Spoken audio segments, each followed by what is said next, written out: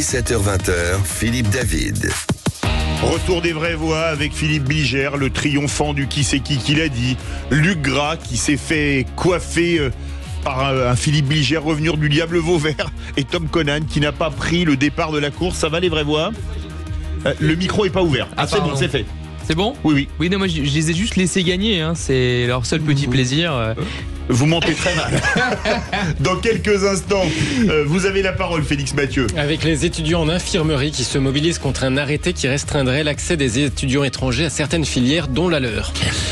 La France a été condamnée hier par la Cour européenne des droits de l'homme pour les conditions de vie pas compatibles avec le respect de la dignité humaine des harkis dans les camps d'accueil où ils ont été parqués. Il n'y a pas d'autre mot dans les années 60 et 70. Et si je n'ai pas toujours été tendre avec la CEDH, je dois dire que je comprends totalement cette condamnation et que je suis outré de la manière dont les harkis ont été traités depuis 1962.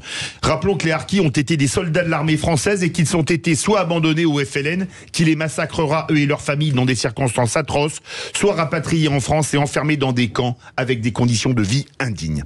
Bref, la France a trahi ceux qui avaient choisi de porter son uniforme. Une trahison doublée pour moi d'une authentique complicité de crimes contre l'humanité ou de crimes de guerre pour ceux qu'on a abandonnés sur place. Alors plus de 60 ans après la fin de la guerre d'Algérie, la plupart de ceux qui avaient combattu sont morts, mais je comprends parfaitement le souhait de leurs descendants de voir leurs martyrs et leurs souffrances réparées. C'est une plaie dans notre histoire et il serait grand temps de la faire cicatriser. Philippe Bilger. Je suis totalement d'accord avec vous, Philippe, et si je peux ajouter un mot, c'est tout de même une grande tâche sur la carrière du général de Gaulle.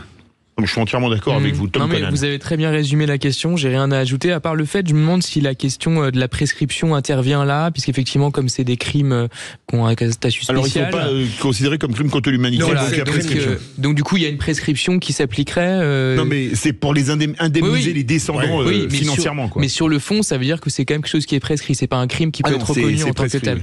Mais non, sinon, j'ai rien à ajouter, c'était magnifique, l'hommage que vous avez rendu. Luc Gras.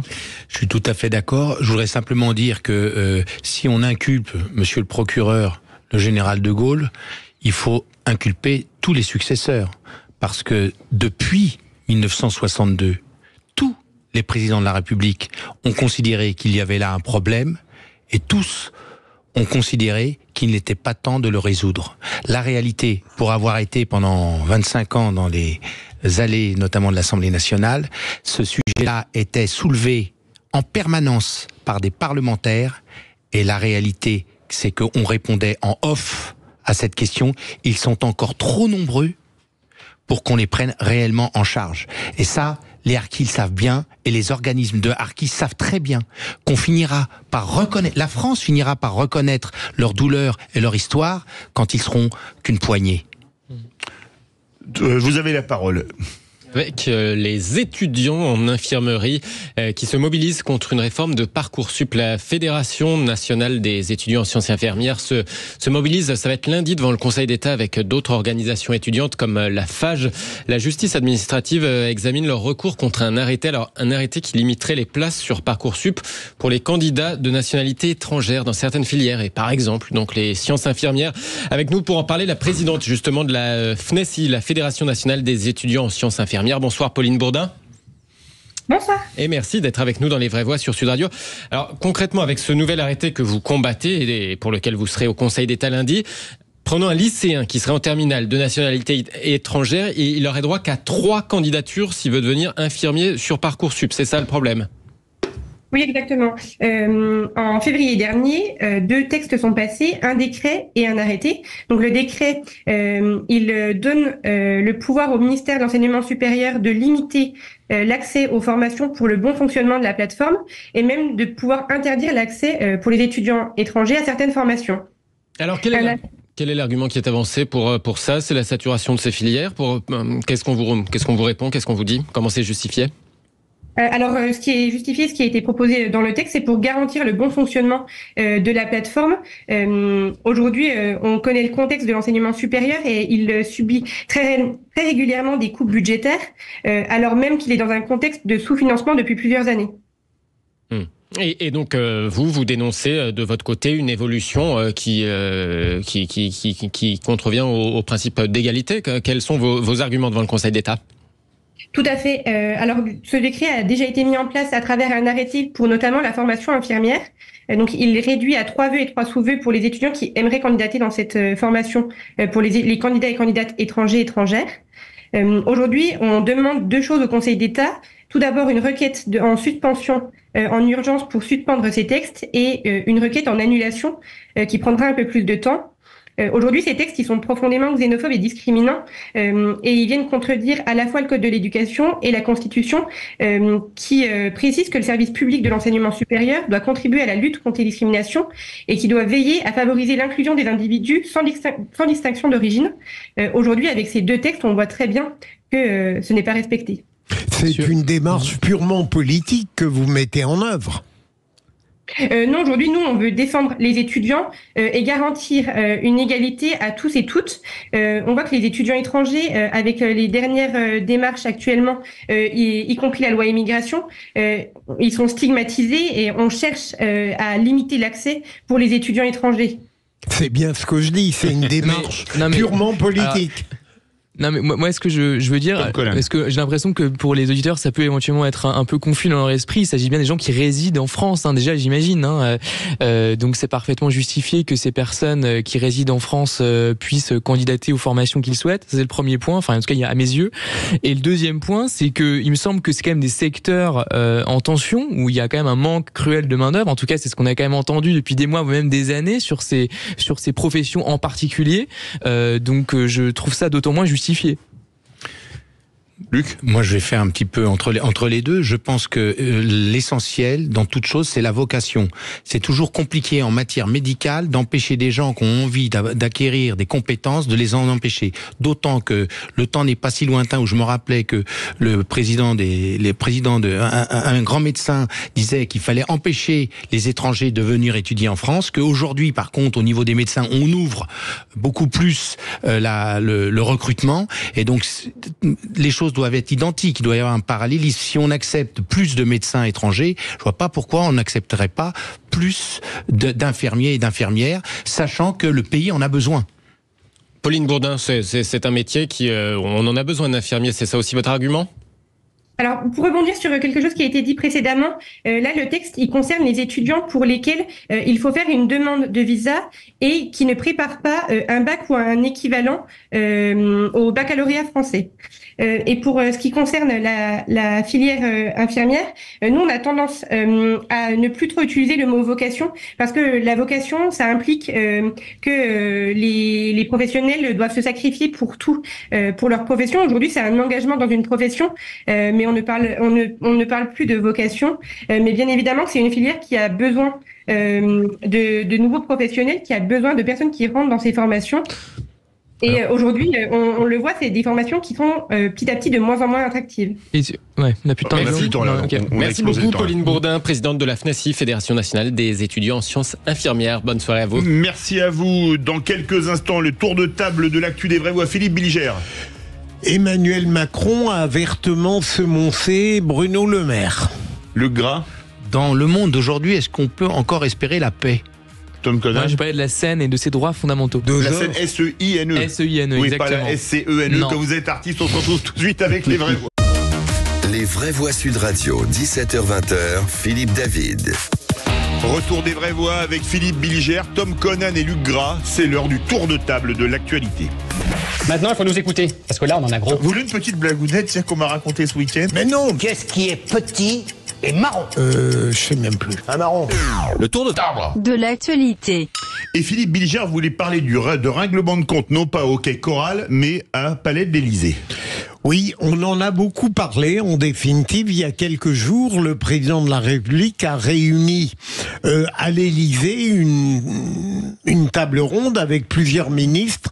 Le Premier ministre, Thomas Cazenave, Bruno Le Maire, je crois Gérald Darmanin, me semble-t-il. Oui. Et il a commencé à être de plus en plus énervé au bout d'une heure parce que manifestement, Bruno Le Maire commençait à l'exaspérer, alors que le sujet était très sérieux, l'augmentation du déficit et la note qui avait été montée, vous le savez, et d'autant plus que c'était le même jour où Bruno Le Maire avait publié son livre. Et donc, à un moment donné, le président de la République lui a dit « Bruno, ça fait quand même 7 ans que tu es là. » Alors qu'en public, devant les autres, il ne tutoie jamais et ne prénomme jamais. Et donc là, Bruno Le Maire apparemment a encaissé, et il est clair que les relations entre les deux ne sont pas bonnes, et notamment lorsque Bruno Le Maire avait dit il faut arrêter avec l'État-providence, il faut le remplacer par l'État protecteur. Donc il y a de l'eau dans le gaz présidentiel. Mais on a l'impression qu'il y a de l'eau dans le gaz entre tout le monde. Darmanin qui part après les JO parce qu'il a des ambitions présidentielles, Bruno Le Maire qui fait des propositions toutes les 5 minutes parce qu'il est candidat à la présidentielle, Gabriel Attal, enfin les deux têtes de l'exécutif, ça a pas l'air d'être si idyllique que ça. Lui, grave, il connaissait bien les arcanes de la politique. La mère des batailles, Philippe, comme vous le savez, c'est l'élection présidentielle sous la Ve République. 2027, c'est pas très loin. Il est normal que les ambitions s'aiguisent. Sur le fond, je trouve qu'Emmanuel Macron est quand même assez gonflé, parce que quand on sait la manière qu'il a de tout centraliser sur lui-même. Et puis ça fait 7 ans aussi qu'il est là. Hein. Bah vous me coupez l'argument. Et même, ça, je dirais presque plus. C'est même assez étonnant qu'il reprenne d'un revers son ministre de l'économie sur lequel il a pleine tutelle. Rien de ce que fait le maire n'a été décidé sans l'aval du président de la République. Et donc si le maire est là depuis 7 ans, il est là depuis 7 ans sous l'autorité depuis 7 ans d'Emmanuel Macron. C'est le maire du palais. Non mais effectivement c'est la fin presque du deuxième mandat de Macron, donc forcément les ambitions en effet s'aiguisent, ça a été très bien rappelé. Après la vraie question c'est qui sera le successeur même idéologique on pourrait dire du macronisme. C'est quand même pas très clair parce que le maire quand même vient pas franchement mais le macronisme est-il déjà une idéologie? Oui, c'est quand même une question à poser. En tout cas c'est une pratique. C'est la réalité. En tout cas c'est une pratique du pouvoir, c'est un style. C'est un style qui sera le successeur, mais le successeur idéologique c'est compliqué. Oui, mais après, en même temps, parce que effectivement, le maire vient de la droite, Darmanin vient de la droite, donc d'autres Attal vient plutôt de la gauche, etc. Et effectivement, j'ai l'impression, à mon avis, moi c'est ce que je pense d'ailleurs depuis le départ, depuis même le premier mandat de Macron, c'est qu'il va y avoir de nouveau une partition beaucoup plus nette entre la gauche et la droite après la fin du deuxième mandat de Macron.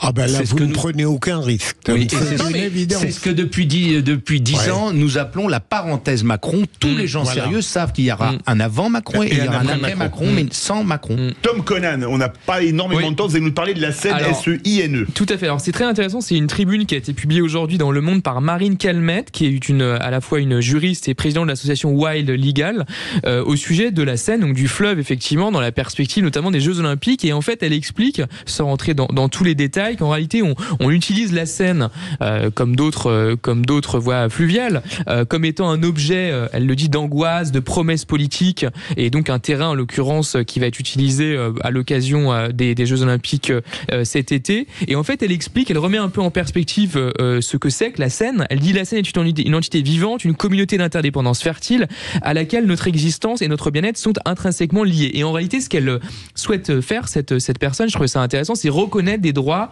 fondamentaux à la Seine en tant que personnalité morale, on pourrait dire d'une certaine façon. Et elle veut faire cesser l'instrumentalisation qui cristallise pas mal effectivement d'ambition dans la période actuelle. Et en fait, moi, ça m'a fait penser à un autre fleuve tout aussi important, tout aussi connu, encore plus peut-être, qui est le Gange. Oui, en Inde, vous savez, qui est aussi beaucoup utilisé, qui a une vocation spirituelle également, qui est utilisé à la fois pour les habitants et en même temps à Bénarès notamment. Voilà, mais qui subit justement de ce fait-là, de cette importance qu'elle a dans l'inconscient des gens et dans leur vie quotidienne également. Elle subit beaucoup de pollution, à la fois pollution humaine, pollution industrielle. Et donc il y a quelques années, moi je l'ignorais, mais en préparant l'émission, je l'ai vu en 2017. Quelques jours après l'adoption d'une mesure équivalente en Nouvelle-Zélande, le Gange a eu justement le statut de personne morale. Donc je me demande si ça ne pourrait pas être le cas demain pour la Seine également. Le Gras, c'est compliqué d'intervenir après un tel niveau de complexité. Concrètement, bien sûr, la question peut-être fondamentale, c'est la place de chacun. pour moi, je pense que l'humain est l'essentiel. C'est d'ailleurs pourquoi l'écologie a sa légitimité. Donc, dans ce cadre-là, pourquoi pas retenir une qualification qui protège la scène, mais l'essentiel, c'est quand même de sauver l'humain. Philippe Bilger préfère laisser couler plutôt que commenter. Pourquoi vous oubliez le gange? On se retrouve dans quelques instants pour le tour de table de l'actualité de Luc Gras. Et juste après, on va parler du documentaire sur Kate Middleton et le prince William qui sera diffusé ce soir sur C8. Et Bertrand Descartes, journaliste, écrivain et chroniqueur royal, auteur de Mon petit dictionnaire de la royauté, publié chez Robert Laffont, sera avec nous. Tiens, vous aimez la famille royale ou vous dites non, moi ça m'intéresse pas? Appelez-nous. Aude prendra votre appel au 0826 300 300. Au 17h-20h, Philippe David. Retour des vraies voix avec Philippe Bilger, Tom Conan et Luc Gras. C'est l'heure du tour de table de l'actualité de Luc Gras. Et ça, c'est très philosophique. Dans ce monde, la paix est-elle impossible? Alors Philippe, on est d'accord que ça pète partout. Oui. Il y a l'Ukraine, il y a Poutine, il y a le Moyen-Orient, il y a des conflits partout dans le monde, il y a les familles qui éclatent, il y a les bastons dans les cours de récréation, voire beaucoup plus graves, les agressions physiques, les homicides, etc. Ça pète partout. Est-on dans les années 30, avant une guerre mondiale? On voit bien qu'il y a une tension terrible. Il y a une tension palpable. Est-ce qu'on vit les derniers temps de l'apocalypse? C'est vraiment une situation extrêmement angoissante et on n'a pas fini. Puisque avec l'arrivée de l'intelligence artificielle, les grandes manipulations sont possibles, les usines à trolls qui se multiplient dans certains pays, il y a des immeubles entiers de gens qui sont là que pour désinformer sur X, sur les réseaux sociaux et ailleurs. Donc, que faire? Comment peut-on parler de paix? Et la chronique d'aujourd'hui Livre m'a invité à réfléchir à cette question. Je vois pour les citoyens 3 pistes. La première piste, c'est face à la guerre de l'information, vraiment penser par soi-même, éviter de prendre son information que sur les réseaux sociaux, recouper, etc. Et donc, d'abord être soi-même lucide face à la situation pour essayer de la décrypter et donc d'agir en faveur de la paix. Deuxième point, rentrer dans la complexité des choses. On est dans une société où aujourd'hui, la complexité est évacuée au profit du buzz. Eh bien non, il faut savoir rentrer dans la complexité, dans la nuance et bien sûr dans la bienveillance. Troisième point, agir. Et comment agir? Par exemple, par la fameuse médiation. La médiation qui est un moyen d'abord d'écouter l'autre, pour ensuite confronter les points de vue et espérer ainsi trouver la solution la meilleure pour tous. Voilà le chemin. Il n'y a pas de conflit sans solution. La paix arrivera au moment où chacun se mettra dans cette disposition d'esprit d'écouter l'autre et de trouver la meilleure solution possible. Philippe Bilger. Vous avez choisi la géopolitique pour faire votre autoportrait, hein. J'ai l'impression que les 3 critères, c'est vous. Hein. Mais tout est lié. La paix intérieure, la paix nationale et la paix internationale, tout est lié. Vous n'êtes pas d'accord, Philippe Bilger? C'est un naïf, hein. Luc, un naïf très brillant, mais un naïf tout de même. Moi, je reste marxiste à certains égards seulement, non, mais dans le sens où il y a une infrastructure économique qui conditionne la superstructure idéologique. Donc, je pense qu'à un moment donné, les mots MAUX viennent quand même de dysfonctionnements importants au niveau de cette infrastructure économique, et que s'il y a autant aussi de dysfonctionnements, de guerres, de conflits, qui ont été très bien rappelés par Luc à l'instant, c'est aussi parce que fondamentalement, il y a des inégalités qui explosent, il y a des milliardaires, on voit ça, et puis il y a en même temps des gens qui se paupérisent considérablement. Voilà, je pense que ça c'est quand même le cœur du problème, sans être forcément matérialiste d'un point de vue philosophique, ça me semble être l'élément central. Le mot de la fin, Luc Gras. Pour répondre à mes 2 amis un peu défaitistes, je préfère être un naïf engagé, très brillant, comme aurait dit Raymond Aron, plutôt qu'un désabusé, lucide désabusé. Merci beaucoup pour ce dernier tour de table de l'actualité. Tout de suite, on accueille Bertrand Descartes à l'occasion de la sortie de son nouveau documentaire sur le prince William et la princesse Kate Middleton, qui sera diffusé ce soir sur C8. Bonsoir Bertrand Descartes. Bonsoir. Je rappelle que vous êtes journaliste, écrivain, chroniqueur royal, auteur de Mon petit dictionnaire de la royauté, publié chez Robert Laffont. Avant de partir en pub, une question cash pour une réponse cash. Kate Middleton, c'est la nouvelle Lady Di? Eh bien écoutez, pas que. En effet, Lady Di pour le côté populaire et aussi Elisabeth II pour le côté devoir. Eh bien écoutez, on en débat dans quelques instants. Vous voulez réagir? Le 0826 300 300, j'aime beaucoup. Les vraies voix Sud Radio, 17h-20h, Philippe David. Retour des vraies voix avec Philippe Bilger, Luc Gras et Tom Conan. C'est une nouvelle qui a secoué le Royaume-Uni et même le monde en janvier. La princesse Kate Middleton a révélé être atteinte d'un cancer. Annonce en vidéo après des semaines de spéculation et de rumeurs sur l'épouse du prince héritier William. Dans ce contexte, le journaliste spécialiste de la monarchie Bertrand Dekers présente ce soir sur C8 un documentaire sur ce couple entouré de mystères. Bienvenue sur Sud Radio, Bertrand Dekers. Merci beaucoup. Et on va lancer le débat, on va faire un tour de table des vraies voix. Tiens, est-ce que ça vous passionne, la famille royale britannique, Philippe Bilger? Ça me passionne, c'est peut-être trop dire, mais je lis une fois que mon épouse l'a parcouru point de vue, j'adore. Et surtout, j'ai une très grande fascination, admiration pour Kate. Et vous avez comparé Lady Diana. Pour moi, je n'ai jamais apprécié Diana. Et pourquoi? Enfin bref, ce serait trop long. Et Kate, je l'aime énormément esthétiquement, sa tenue, comment elle est mère, sa manière impeccable de se tenir. Elle ne crée pas de problème, contrairement à sa belle-sœur. Bref, Bertrand, si... Vous êtes courageux de faire passer ça ce soir parce que il y a un événement en face, tout de même Lille, Marseille. Oui. Mais Bertrand étant belge, Marseille, ça lui. Mais lui, c'est très direct standard. Tom Conan. Mais ces questions-là, elles m'intéressent. Je me rappelle quand j'étais petit, Stéphane Bern qui nous parlait de la famille royale à la télévision, que j'ai quand même des souvenirs assez précis. Puis surtout plus récemment, il y avait la série The Crown, comme vous savez sans doute, qui était quand même qui est vraiment un chef-d'œuvre, je trouve, d'un point de vue cinématographique. Et ensuite sur la personne de Kate, ça m'a fait effectivement beaucoup de peine, comme beaucoup de gens j'imagine, d'apprendre qu'elle avait un cancer. Effectivement, quelques semaines seulement après qu'on ait appris le cancer du roi Charles. Donc oui, effectivement, je pense qu'elle incarne quelque chose on pourrait dire qui est assez conforme par rapport à l'idée qu'on se fait de la royauté. Et donc c'est aussi pour cela, je pense que ça parle aux gens. Le Gras. Deux observations. Tout d'abord, cette femme est admirable. Chacun le reconnaît autour de cette table. C'est une grande élégance, les attitudes toujours, c'est pas pour rien qu'on l'appelle the perfect. Elle est vraiment parfaite.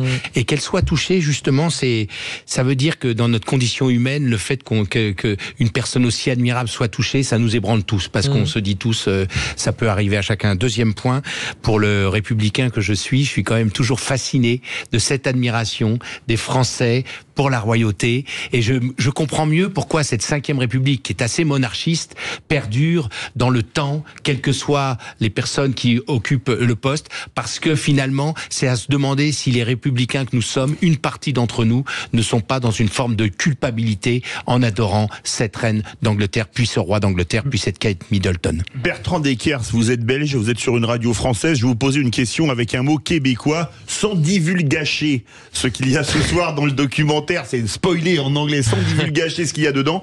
Qu'est-ce qu'on apprend de particulier dans le documentaire, ce que vous avez réalisé, qui est diffusé ce soir sur C8? Alors évidemment, tout le monde a été attristé de l'annonce du cancer de Kate. Comme vous le dites, ça a surpris tout le monde, que l'on aime ou que l'on n'aime pas la famille royale, puisque Kate, c'est l'école de la perfection.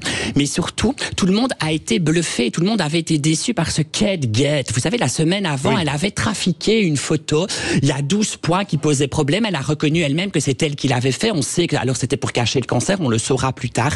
Et nous, on a remonté en dernière minute le documentaire en se basant sur ça et en se disant, mais au fond, qu'est-ce qui est vrai de ce qui ne l'est pas? Et si Kate et William, c'était une image, une si belle image, jusqu'où sont-ils prêts à aller pour sauver l'institution, pour que la magie continue et pour que la couronne ne soit pas ébranlée? Ange ou démon? C'est la question que l'on pose ce soir. Mais l'institution, elle est en danger, la monarchie en Angleterre? Enfin, au Royaume-Uni, pardon. Elle est fragilisée, en tout cas fortement. Pourquoi? Puisque le navire Windsor vient de perdre son capitaine, c'est le roi. Le roi est atteint d'un cancer, en effet. C'est techniquement son héritier, William, qui devrait reprendre la barre. Et William, on ne le voit plus du tout, puisqu'il est en permanence au chevet de Kate, puisque c'est grave, et qu'il a dit lui-même qu'il avait suspendu l'intégralité de son agenda. Donc on se retrouve avec des deuxième, voire troisième rôles, qui exercent ce métier aujourd'hui. Et là où c'est grave aussi, c'est que c'est de l'image. Les Windsor, ce n'est plus que de l'image. C'est une monarchie constitutionnelle. En perdant une Kate Middleton pour l'instant, on perd énormément en matière d'image. La monarchie britannique vous passionne ou vous pensez que c'est un peu désuet?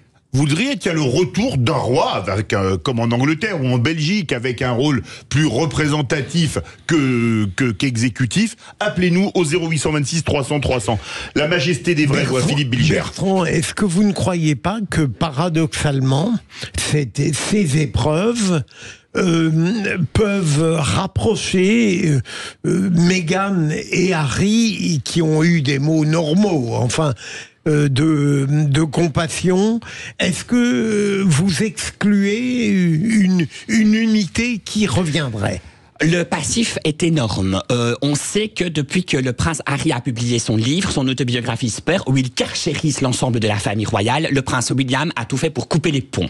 On dit qu'ils ne se parlent plus à l'heure actuelle. Maintenant, d'un point de vue humain, est-ce que peut-être ces catastrophes ne vont pas tenter de rapprocher peut-être le noyau même de la famille ? Et là, on parle de deux choses. Tout à l'heure, je vous parlais de l'institution, je vous parlais du chef d'État. Ici, on parle plutôt du chef de famille. Espérons en tout cas peut-être que le clan se rabiboche, parce que jamais on a eu autant besoin de Harry et de Meghan, même s'ils ont souhaité partir. Parce qu'il n'y a plus personne, je vous le disais, qui exerce ce job. Si il y a une certaine Camilla, qui fêtera bientôt ses 77 ans, dont personne ne voulait, eh bien, elle est la seule aujourd'hui à tenir cette institution à bout de bras. Alors, moi, je pense effectivement, vous avez raison. C'est une image, la famille royale. Ce n'est qu'une image, mais une image quand même qui a une incidence, un prestige, on pourrait dire, international. Mais planétaire, parce que c'est en cela que c'est intéressant. Un grand pays qui a eu un grand empire colonial comme l'Espagne a eu une monarchie, mais on n'en parle pas du tout par rapport à la monarchie britannique. Et ensuite, oui, puisqu'il y a un usage aussi des symboles qui est quand même assez singulier pour ceux qui sont quand même allés à Londres. On peut voir évidemment à quel point quand même c'est quelque chose d'extrêmement présent dans la capitale anglaise.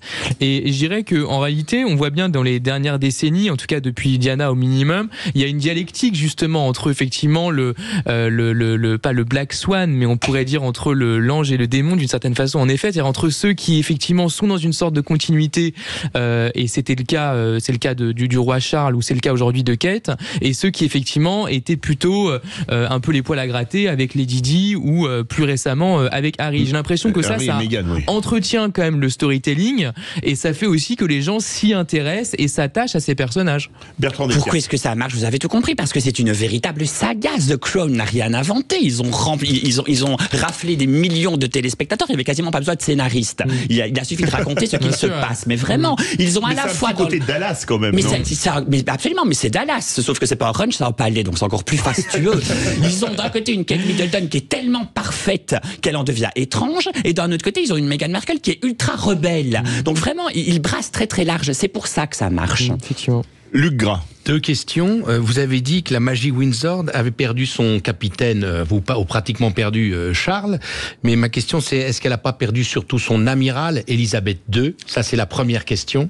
La deuxième question, la seconde, c'est est-ce que la monarchie fonde l'unité de la nation ? Oui, absolument. C'est le ciment de la nation en Angleterre. Il suffit de débarquer à Londres et vous allez voir, vous êtes sur une autre planète. Ils sont partout. Alors, ils sont sur les torchons, les confitures, mais ils sont aussi sur les timbres, les billets de banque, les pièces de monnaie. On rend la justice au nom du roi. Donc tout se fait au nom de la famille royale. Ils sont vraiment présents partout. Et puis alors ça draine une économie de dingue quand même. Un mariage princier remplit les caisses pour une dizaine d'années, puisque le tourisme est absolument relancé. Là, le monde entier parle de Kate Middleton.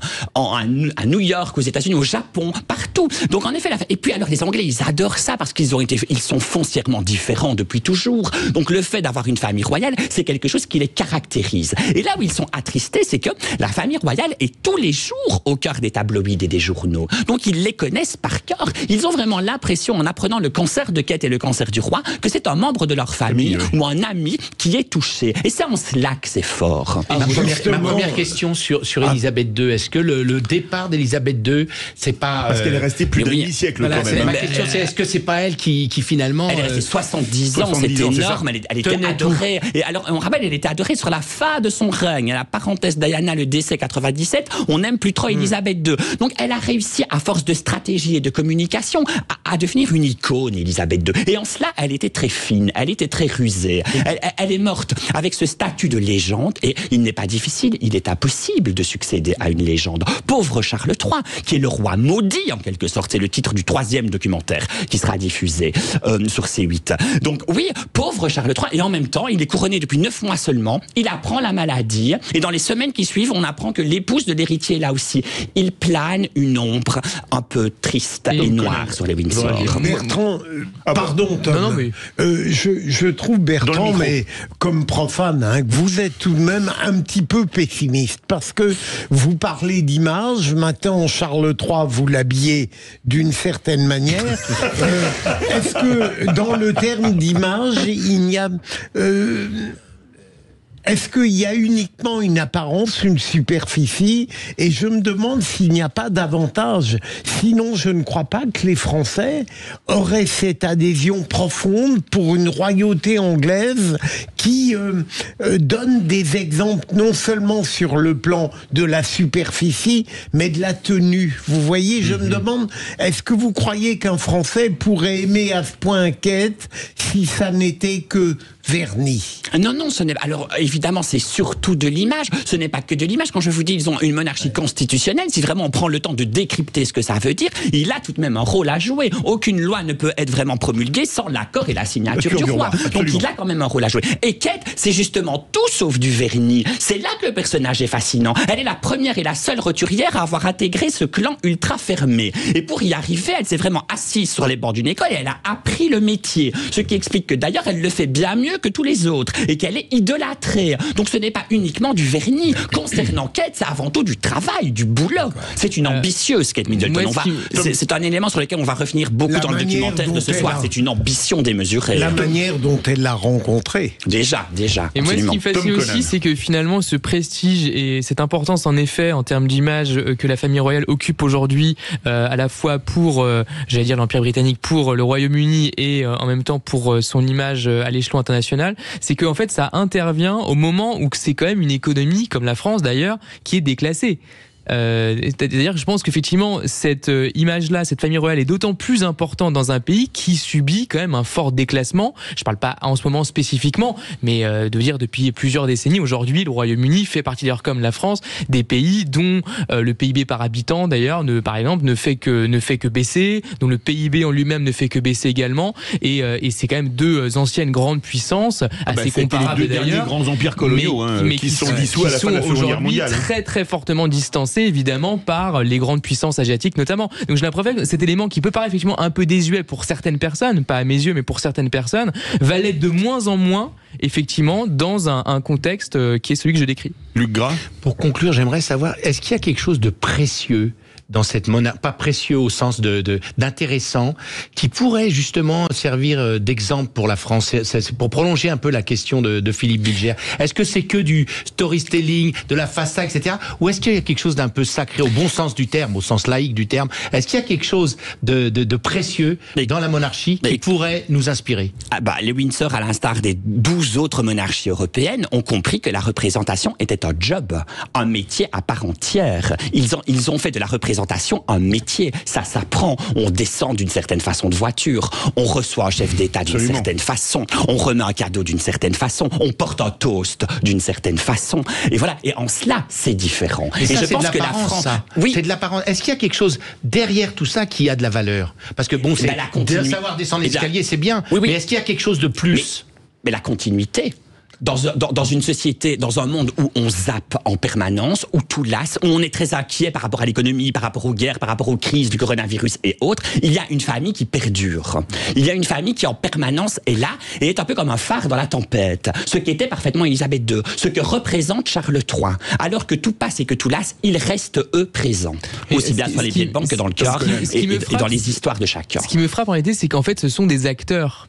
D'une certaine façon. Et c'est pas du tout péjoratif dans ma bouche, absolument pas. Ce sont des acteurs et en fait c'est un spectacle. La famille royale est un spectacle permanent qui entretient un style, une image, un branding, on pourrait dire presque en marketing aujourd'hui, sauf que c'est pas le branding de n'importe quoi, c'est pas le branding de Pepsi Cola, Coca Zero ou Orangina, mais c'est le branding d'un pays. C'est du marketing. Oui, on peut dire que lors de la crise du coronavirus, vous savez, le fameux discours que prononce Elisabeth II, elle a déjà à l'époque 94 ans, est le plus écouté, le discours le plus écouté du monde. Donc tous les autres pays de la nation ont écouté Elisabeth II, qui dit « il faut de la force et du courage, nous vaincrons », dit-elle, lors du coronavirus. Et on sait très bien que ce sont ces mots à elle qui rassurent. Pourquoi ? Parce que c'est Elisabeth II, que les gens la connaissent sur le trône depuis très très très longtemps et qu'on lui fait confiance, à l'inverse d'un président qui n'est là et qui ne fait que passer. Dernière question, Bertrand Deckers. 1992, c'était pour Elisabeth II l'annus horribilis avec les affaires du prince Charles. De séparation. De double séparation. Oui. Le prince Charles et le prince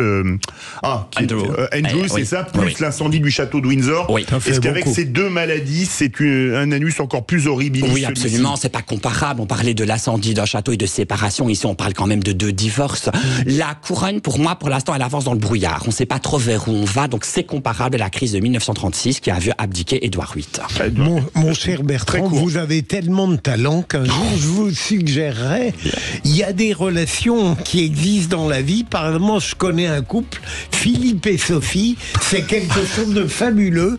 Il faudrait peut-être faire un film là-dessus. C'est une idée. Dès que j'ai le temps, c'est promis, je Ne m'y penche. l'écoutez surtout pas. Merci beaucoup, Bertrand Deckers, chroniqueur royal, auteur, excusez-moi, il fait un documentaire sur Kate Williams. C'est sur C8 ce soir à 21h, c'est ça? Oui, absolument. Merci à vous d'être venu, un excellent documentaire, comme toujours vos documentaires, Bertrand Deckers. Merci Philippe Bilger, merci Tom Conan, merci Lugras, merci à toute cette formidable équipe, Aude, Maxime, Elvin, qui nous ont aidés, évidemment, Félix et Ève. Tout de suite, les incontournables de la copropriété, et évidemment après on va parler rugby.